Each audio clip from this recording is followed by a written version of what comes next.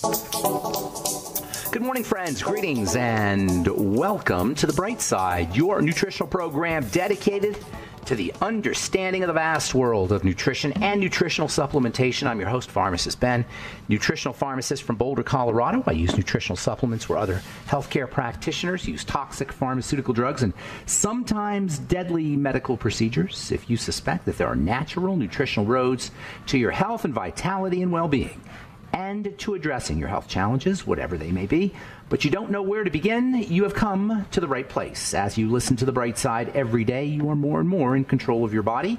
You are more and more knowledgeable, and you know you can overcome any health challenge. That is why we are here every day on The Bright Side, helping clear up the sometimes confusing world of nutrition and nutritional supplementation.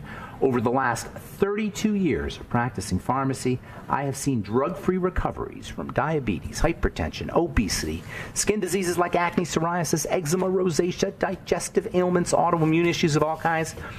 Recoveries that by the standards of modern medicine can only be called a miracle, but what is in the world of the body, what is in the world of biology, standard operating procedure.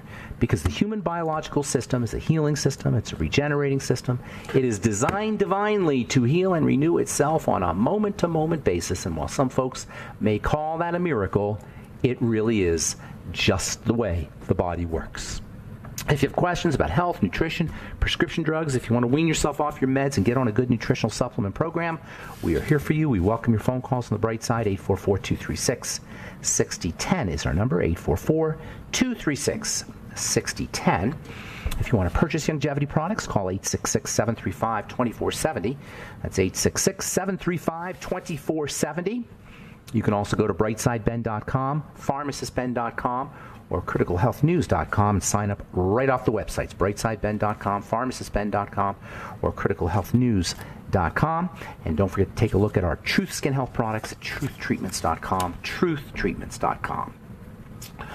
Okay, we're back on the bright side. We've been talking about minerals, chelation, the whole subject of minerals being a very just a weird topic. Probably the strangest topic in all of nutrition is the topic of minerals. There's various forms of minerals that you can buy at the health food store or from Longevity for that matter. You can buy the salted minerals. Those are the minerals like magnesium chloride or calcium carbonate. There's a special kind of salt, I guess you'd say, that is a salt is just a positive charge and a negative charge stuck together, basically. Two things that are stuck together because one's positive, one's negative.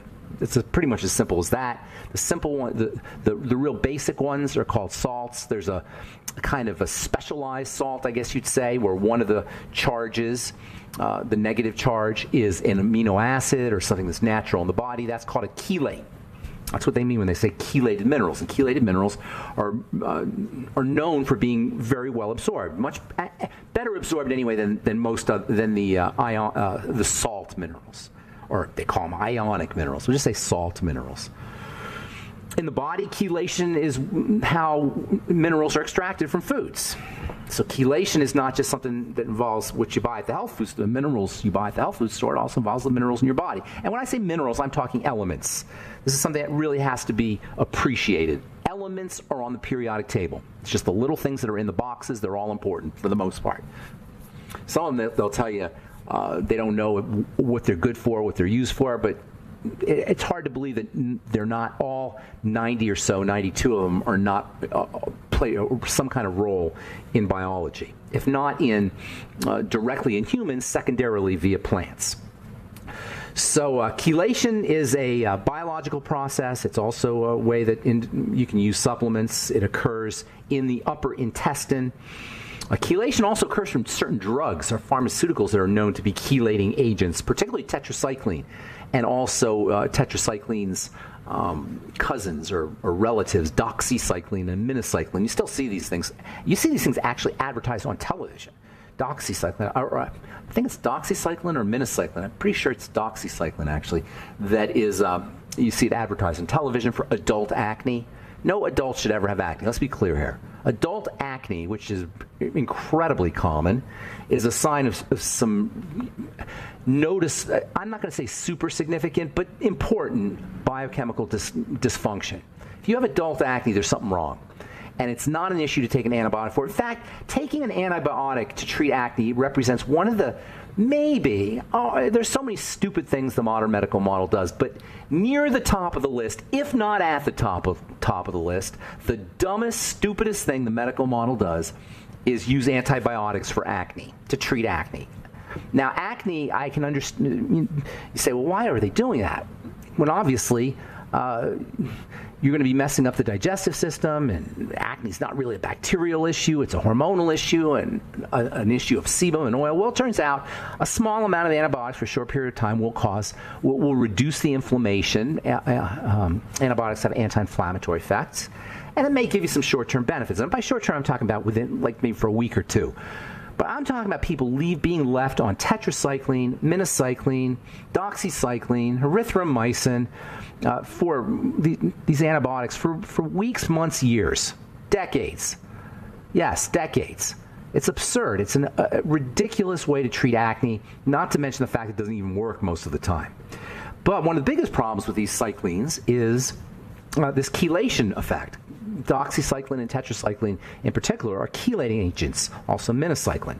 They attract calcium. They attract magnesium. They have a magnetic attraction for these minerals. And this can be especially problematic for kids who are still developing. In fact, mottled teeth or discolored teeth is a classic sign of overuse of tetracycline, or of one of the tetracyclines in kids. And I've seen several kids in my professional career, and I've seen kids when I was just growing up who had mottled teeth from taking tetracycline. And the stuff doesn't even work, on top of everything else. Not to mention it rags on your digestive system. It messes up your gut bacteria, which more often than not are the real cause, or at least partially the cause, of skin problems. It's just a silly, silly strategy. If you are on tetracycline, if you are going to take tetracycline, you want to make sure that you're supplementing, of course. And you want to make sure that you're supplementing not when you're taking your tetracycline. Otherwise, the tetracycline will chelate your supplements. So, in the body, chelation occurs via something called picolinate. Yes, that picolinate. The same picolinate that you get in zinc picolinate and chromium picolinate. That's why I like zinc picolinate so much. It's the way the body naturally takes in zinc, plus you get a little picolinate. Chelation is like a magnet, and picolinate, the chelation process is a magnetic process, and picolinate is like a magnet. That's basically how it works. The chelating process is a magnetic process where minerals are just sucked up into the magnet, and this occurs in the digestive system when food leaves your stomach, goes into the intestine. Chelating agents from the pancreas, specifically picolinate from the pancreas, magnetically attracts the chromium and the zinc and the manganese and the iron and the copper and the molybdenum, that's hard to say, the molybdenum out of the foods, probably other minerals too. Picolinate's made in the liver, it's made in the kidneys. Those are two important points to keep in mind, given that 1 out of 3 or 4 people have some kind of liver problem, even if it's just fatty liver. They tell you it's normal. It's not normal. How many people have kidney disease? At least even subclinical kidney disease. You know, countless people, millions of people could be suffering from picolinate deficiencies, which, yes, are a real thing. If you have liver problems or kidney problems, that means you're not going to get minerals from foods, and you're off to the disease races. Picolinate is made in the kidneys, made in the liver, and then it's transported to the pancreas. It's sent over to the pancreas. And in the pancreas, when you digest your food, the picolinate goes into the juices, the pancreatic juices. The juices go into the food when the food leaves the stomach and goes into the intestine, and the minerals are pulled out. Bile is also involved because bile carries the minerals. This is a really amazing process that requires a lot of working parts. So you got a bile problem, you could have a mineral deficiency. You got a liver problem, you could have a mineral deficiency. You've got a kidney problem, you could have a mineral deficiency. You got a picolinic acid deficiency because you don't have the building blocks of picolinic acid, which we'll talk about here in a little bit. You could have a mineral deficiency, and as I say, once you have a mineral deficiency, you are off to the disease races. All right, I'm Pharmacist Ben. You're listening to The Bright Side. We'll be back right after this.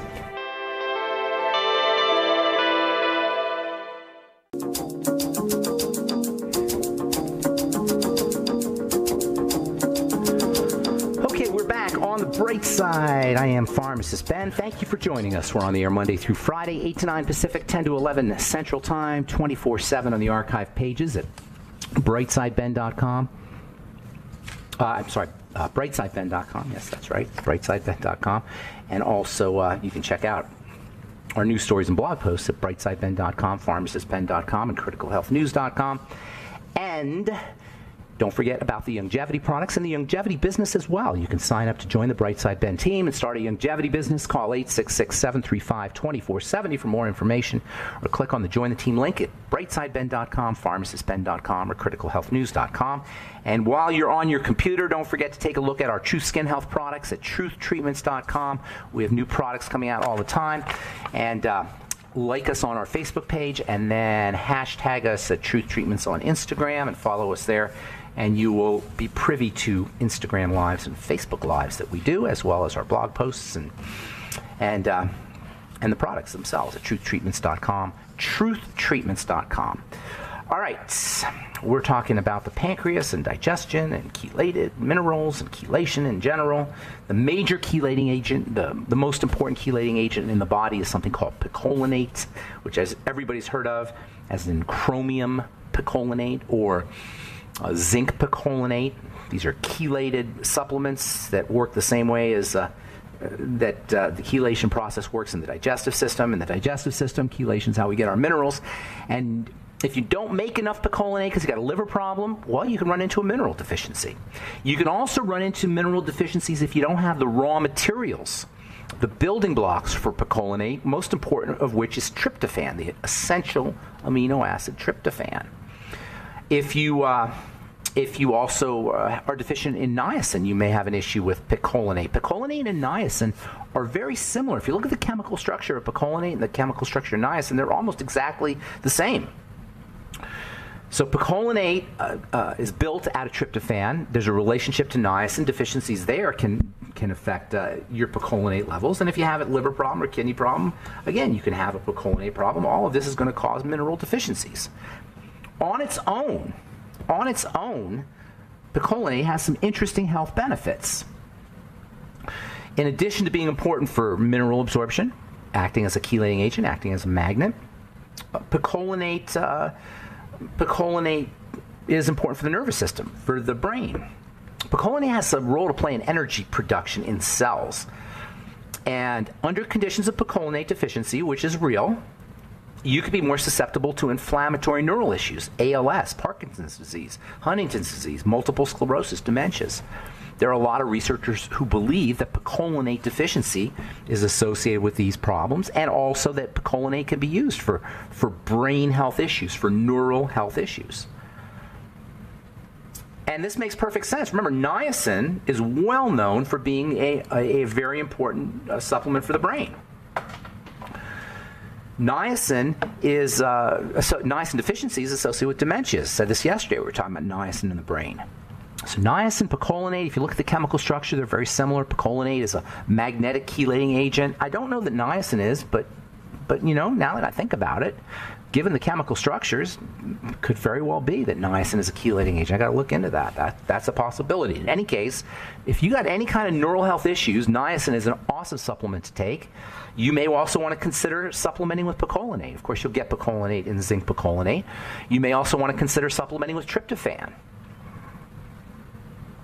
Structure function. Structure equals function. In chemistry, we say the shape of a molecule is going to play a role in the function of the molecules. They call that structure function. And niacin is a well-known brain nutrient. Picolinate has a similar structure. It could very well be that picolinate is also a brain health nutrient. You can get picolinate supplements. You can get tryptophan supplements. You can get zinc supplements. And by the way, zinc is also incredibly important for brain health and mental health. And zinc deficiency is, if not the most common mineral deficiency in the world, it's certainly right up there. I'm pretty sure, I think it might be the most common mineral deficiency in the world, maybe the most common nutrient deficiency in the world. 50%, according to the World Health Organization, 50% of the world's population suffers from zinc deficiency. And I would say, given the RDAs of zinc are so pathetically small, it could be even more.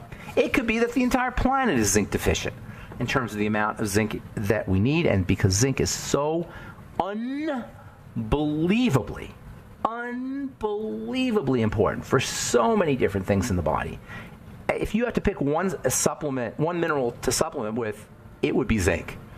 You never, obviously don't want to say that because they all work together. I never liked that question, what's the most important vitamin or what's the most important supplement? But if I had to answer that question, I would have to say it would be zinc, and at the same time, it's the most common deficiency. That right there tells you, in a nutshell, why human beings are as sick as we are.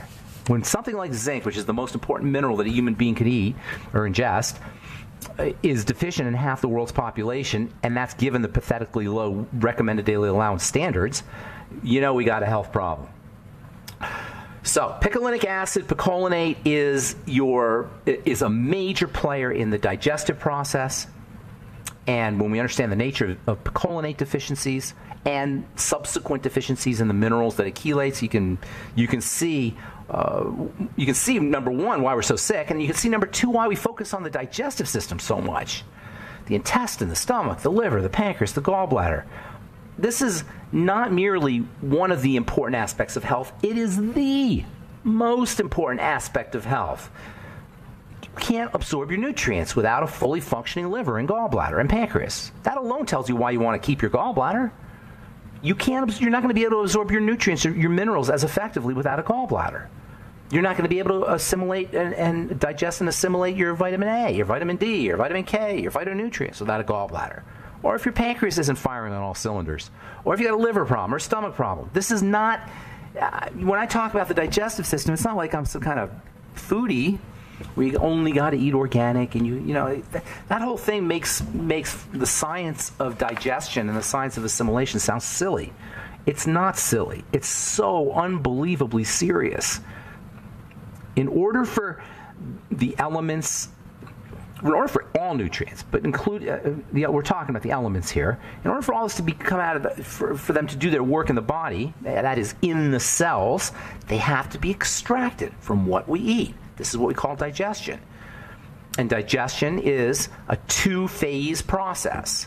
The first phase is mechanical. That's where you chew. And then, to a certain extent, the stomach. And then the second step is chemical. So you got a crushing action, maceration, it's called, basically in the jaw and the teeth, a little bit in the stomach. And then you got chemical dissolution, and that's enzymes and acid and digestive juices. And the second phase of digestion, this is what we're focusing on. This one they're both important, but this is where things really go wrong.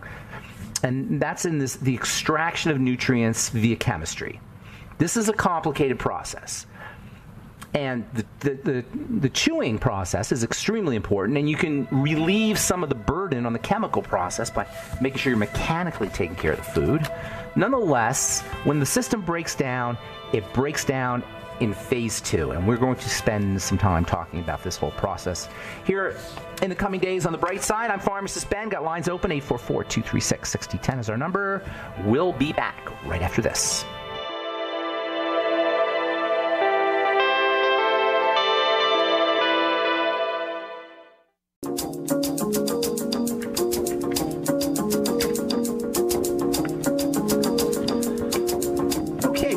On the bright side, got lines open for you at 844-236-6010, 844-236-6010. If you have questions about the longevity products or the longevity business, or you have a comment or success story you'd like to share, we love hearing those. If you want to contribute to our conversation and make the show more interesting and entertaining, make it a dialogue rather than a monologue, we love hearing from you. 844-236-6010 is our number on the bright side. If you want to purchase longevity products, call 866-735-2470 or purchase them right off the websites, brightsideben.com, pharmacistben.com, and criticalhealthnews.com. And take a look at our True Skin Health products if you're interested in skin health products that contain nothing your skin doesn't need, everything your skin wants. I formulated all our True Skin Health products in my compounding pharmacy for healing the skin, for dealing with broken skin or wounded skin or acne skin or traumatized skin. And as it turns out, when you take care of skin health, you get skin beauty. That's the whole story. That's why I developed my True Skin Health products, is to get this idea across and allow people to leverage this powerful concept that when you heal the skin, you get beautiful skin. When you heal the skin, you get moisturized skin and hydrated skin and soft skin and healthy skin and beautiful looking skin and anti-age skin and wrinkle-free skin. When you heal the skin. If you can't take your favorite skincare product, your favorite wrinkle cream, your favorite moisturizer, and put it on a cut and have it visibly and dramatically accelerate the healing of that wound and that cut, you don't have a beauty product. You don't have an anti-wrinkle product or anti-aging product, because healing's beauty. And so our True Skin Health products can be used to accelerate the healing of cuts and scrapes, as well as anti-age and hydrate and take care of wrinkles and dark spots. And they don't have any baloney in them either. No water, no fillers, no waxes, no thickeners, no preservatives, nothing your skin doesn't need or doesn't want. Check them all out at truthtreatments.com, truthtreatments.com. Coffee drinkers, you can celebrate. Coffee aids metabolism and weight management. So according to DC, Dr. Stephen Hellshine, writing in the Townsend Letter, in the January 2019 edition of the Townsend Letter, he recommends using coffee for metabolic syndrome and for weight management and for controlling blood sugar. Metabolic syndrome is a blood sugar problem that is associated with weight gain, obesity, blood pressure problems, liver problems. Metabolic syndrome is thought to affect 100+ million Americans, and according to Dr. Stephen Hellshine, anyway, you can use coffee to treat metabolic syndrome and the heart disease and circulatory problems that are associated with it, as well as weight loss. I have never tasted coffee, not that I'm anti-coffee, I just never liked the taste of the stuff. I shouldn't say I didn't like the taste of stuff, I didn't ever like the smell of the stuff, and I just never had coffee. But it does have iron in it, minerals, magnesium in it, probably there's B vitamins in there. It's a wonderful source of phytonutrients. So there is some nutritional value to coffee. The caffeine probably isn't great, but there is definitely some nutritional value to coffee if you are a coffee drinker. High-dose vitamin D may affect muscle strength and physical performance. Vitamin D is kind of interesting. Hearing a lot about vitamin D now. There's a vitamin D council that you can send $8 a month to, and they'll send you all kinds of information about vitamin D. You can just Google the vitamin D council and get lots of health information right off the internet. It seems like almost every week there's another article that comes out about the importance of vitamin D. Nonetheless, that doesn't mean that supplementing is the way to go with vitamin D, and that doesn't mean that more is better. You guys know, if you listen to this program, that I think everybody should be supplementing, but vitamin D is a little tricky. In fact, vitamin D supplementation is really not the way to go to get your vitamin D. The best vitamin D is going to come from the sun. And you need the vitamin D from the sun more than you need the vitamin D from supplements, because it's a more powerful, more effective form of vitamin D. The sun activates cholesterol. You know, the sun activates cholesterol in a very interesting way. The sun activates cholesterol and turns it into vitamin D, but it also activates cholesterol to electrify it. Do you know we get electrified from the sun? Not in a poetic or rhetorical way, but in a biochemical way. The photons, little pieces of light that come out of the sun, that come down from the sun, turn into electricity in the skin. And this electrification of the skin activates cholesterol and makes it more water soluble, it makes it more effective. It activates sulfur, it makes it more electronic. Sulfur is used by the body to create electrical charges. And then it also, the sun turns cholesterol into vitamin D. And it is the best kind of vitamin D. The vitamin D that you get from the sun is actually anti-sunburn. The vitamin D that you get from the sun protects the skin from the sun. That doesn't happen with supplements. And the vitamin D that you get from the sun is controlled in a way that is not controlled when you take a supplement. You take a supplement, you get a big hit of vitamin D artificially. When you get it from the sun, your skin can control it. It can make more or less vitamin D, depending on what needs to happen. So don't let any dermatologist tell you that you don't need to get vitamin D from the sun, that you can get it from supplements. It's not true. That's what dermatologists say. Oh, you don't need that. You don't need to be out in the sun. You can get your vitamin D from supplements. Wrong. Bad advice. Now, if you want to get your vitamin D from food, that's a little bit better than just getting it from supplements, and you can use fish liver oil, And then also the skin of chickens. Vitamin D tends to be found in the skin, but it's still not, mushrooms also, but it's still not a really good, it's hard to find vitamin D in foods, by the way, in non-animal foods. But it still doesn't compare to the kind that you get from the sun. So in this study, this was done on elderly folks. It turns out that too much vitamin D actually caused a problem. Too much vitamin D was shown to negatively affect strength as well as physical performance, although a little bit of vitamin D, just enough vitamin D, I should say, can have a real beneficial effect on strength and a real beneficial effect on the immune system, a real beneficial effect on growth, on repair, on anti-aging. Vitamin D is our life management vitamin. It helps the body handle stresses, and it's very important for the body to grow. That's because vitamin D is a summertime vitamin, and in the summertime, paleolithically speaking, from an evolutionary biology perspective, in the summertime we were out foraging and out hunting, so we had to be strong, and we had to repair our wounds quickly. So vitamin D and summertime and growth and repair and anti-aging, they all go hand in hand. And again, it could very well be that vitamin D deficiency is behind a lot of health challenges that we don't recognize, and that we just assume are part of aging. Part of the aging process could be a vitamin D deficiency issue, and we do know that elderly folks who are out in the sun, who are out working, who are moving around, like in the Mediterranean, where they have the Mediterranean diet, and in the blue zones, where they're out working in the sun, they tend to live longer and they age slower. Whether that's vitamin D they're getting from the sun or not, I don't know, but it may there's a case that could be made that is involved. All right, 844-236-6010 is our number. Let's see here. So good morning to Elaine in Alaska. Hey, Elaine, what's up? Hey, good morning. How are you doing? What's going on?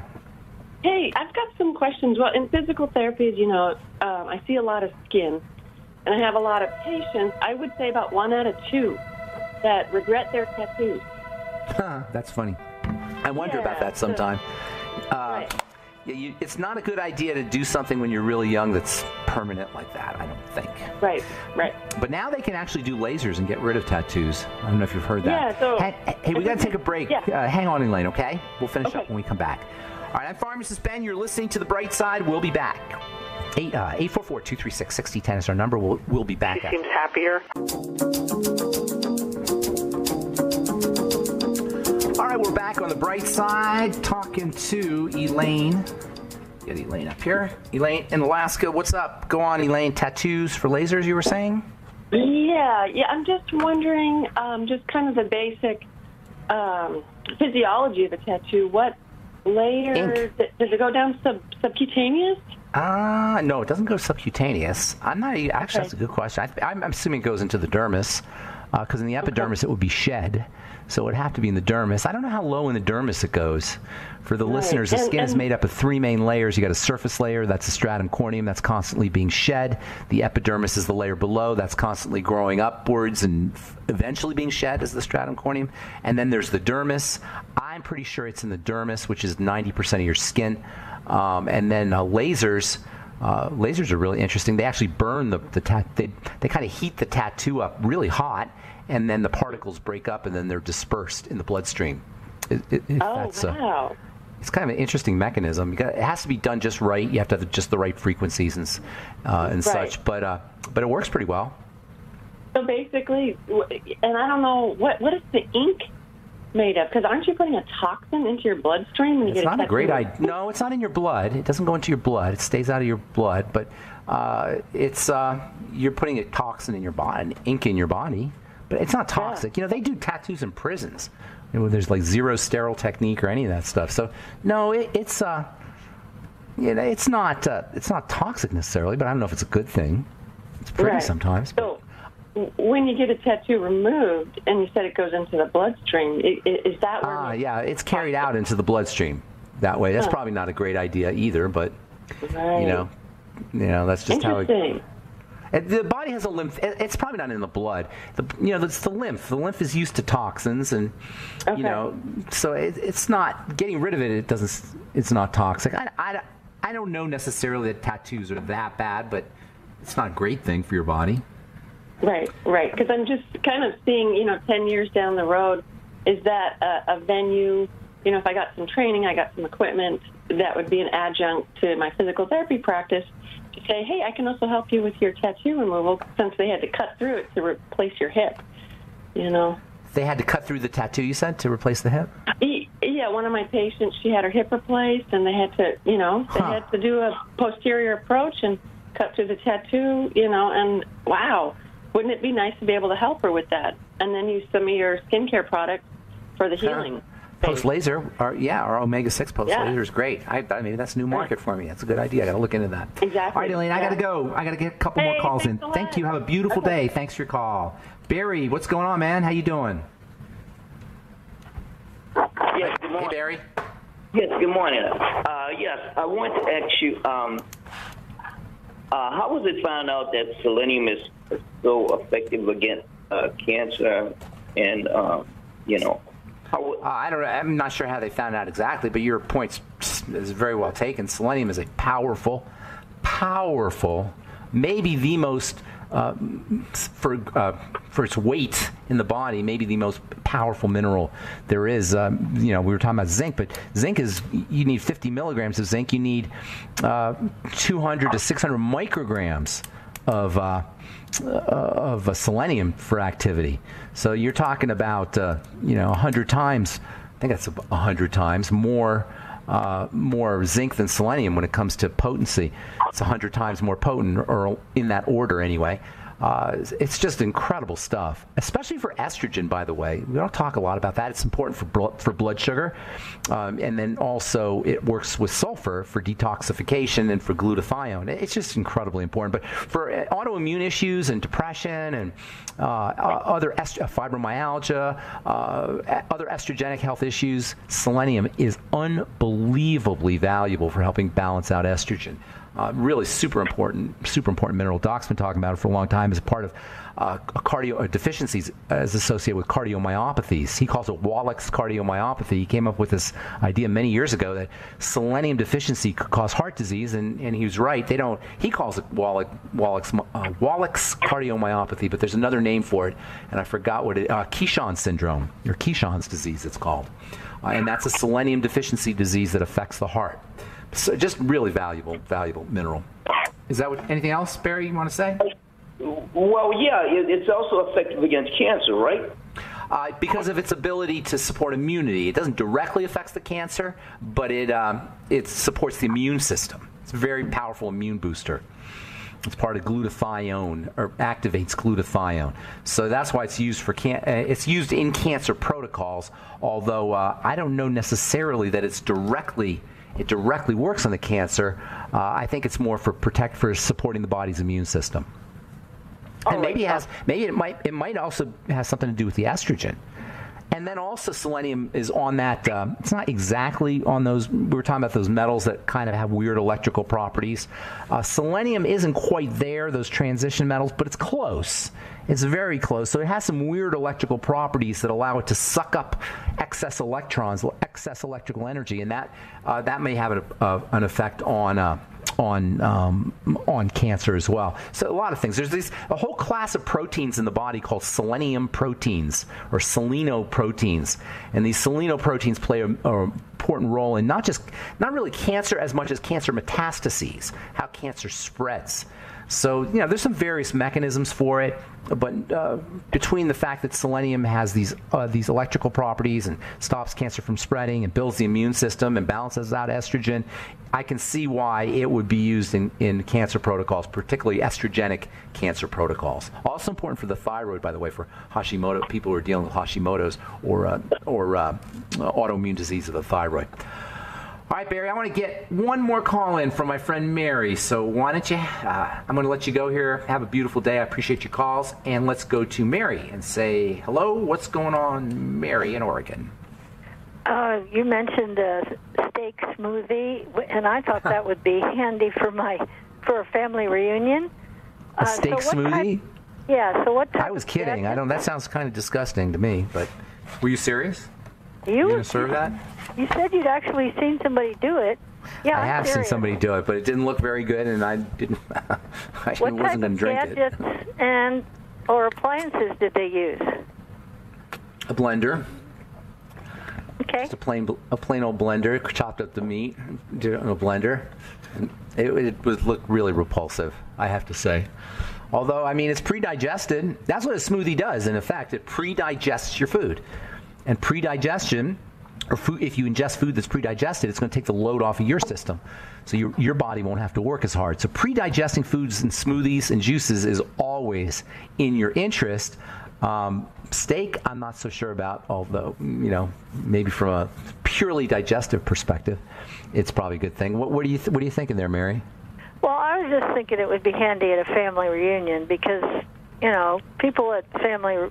I learned the hard way when I went on longevity in the early 2000s that. Everybody just wants to target you. You know all the nonsense. What's that got to do with a steak smoothie? Well, if I'm just eating meat because I'm carnivore now, then they'll go into all this, all this reaction is what it is. They're afraid that I know something that they don't know, and it's just human nature.